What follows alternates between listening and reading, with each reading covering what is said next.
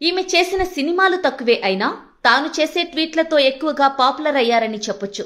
ప్రస్తుతం సినిమాలకు దూరంగా ఉన్న ఆమె తరచూ వేదన, వైరాగ్యంతో ట్వీట్లు చేస్తుండటంతో అసలు ఎవరిని ఉద్దేశించి చేస్తోంది, ఎందుకు చేస్తోంది అన్న ప్రశ్నలు తలెత్తుతున్నాయి.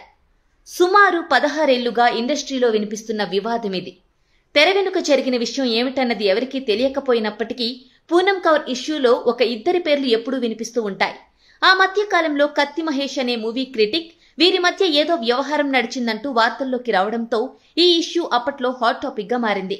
అయితే పూనం ఎప్పుడూ తన ట్వీట్స్ ద్వారా వార్తల్లో ఉన్నప్పటికీ తన బాధ ఏంటో ఎవరికీ అర్థం కావట్లేదు. ఇండస్ట్రీలో ఉన్న ఓ డైరెక్టర్ సినిమాలను మాత్రమే కాకుండా మనుషుల్ని కూడా డైరెక్ట్ చేస్తూ ఉంటాడు. నన్ను కూడా డైరెక్ట్ చేయాలని చూశాడు. నన్ను మాయ చేసే ప్రయత్నం చేశాడు. నేను గ్రహించి గట్టిగా అడిగేసరికి ఏమీ తెలియనట్లు నటించాడు. ఇతగాడు తన చెప్పు చేతల్లో ఉండే వాళ్లకి అవకాశాలు ఇస్తూ ఉంటాడు. అంతేకాదు తనకు సంబంధించిన అమ్మాయిలు మాత్రమే పరిశ్రమలో ఉండాలని కోరుకుంటాడు అంటూ అప్పట్లో ఒక ట్వీట్ చేసింది ఈ భామ. తర్వాత కొన్ని రోజులు ఇలా ఇండైరెక్ట్ ట్వీట్స్ చేస్తూ వచ్చిన పూనం సడన్ గా త్రివిక్రమ్ శ్రీనివాస్ ను ఉద్దేశించే తన ట్వీట్స్ అన్నీ అంటూ బయటపెట్టింది. అయితే త్రివిక్రమ్ తో తనకి ఉన్న సమస్య ఏంటి, తనకు ఆయన చేసిన అన్యాయం ఏంటి అనేది మాత్రం సూటిగా చెప్పడంలో విఫలమవుతోంది.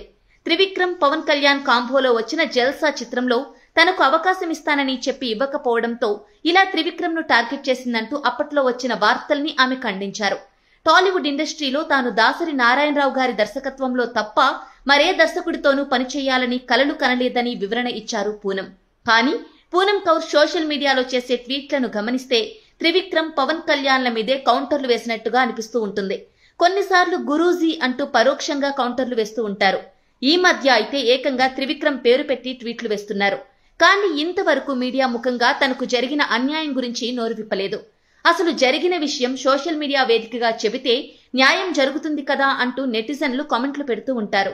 తాజాగా పూనం కౌర్ వేసిన ట్వీట్లో ఏముందంటే, నేను మా అసోసియేషన్లో త్రివిక్రమ్ మీద కంప్లైంట్ చేస్తే కనీసం అతన్ని ప్రశ్నించడమే లేదు, యాక్షన్ తీసుకోలేదు. నా జీవితాన్ని అన్ని రకాలుగా నాశనం చేసిన అతన్ని ఇంకా ఎంకరేజ్ చేస్తున్నారు. నా ఆరోగ్యాన్ని, సంతోషాన్ని నాశనం చేశాడు అంటూ త్రివిక్రమ్ మీద ఆరోపణలు చేసింది.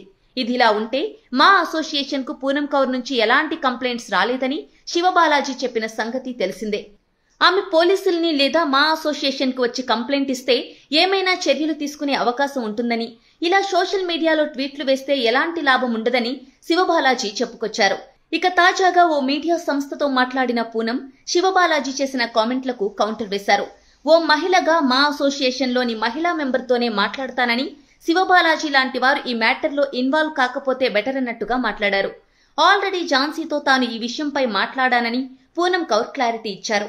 ఏదేమైనప్పటికీ తనకు జరిగింది అన్యాయం అయితే ఇప్పటికైనా పూనం ధైర్యంగా ముందుకు వచ్చి తన సమస్య పరిష్కారం దిశగా అడుగులు వేయాలి తప్ప సోషల్ మీడియాలో ట్వీట్లు వేయడం వల్ల ఎటువంటి లాభం ఉండదని చెప్పడంలో ఎటువంటి సందేహం లేదు.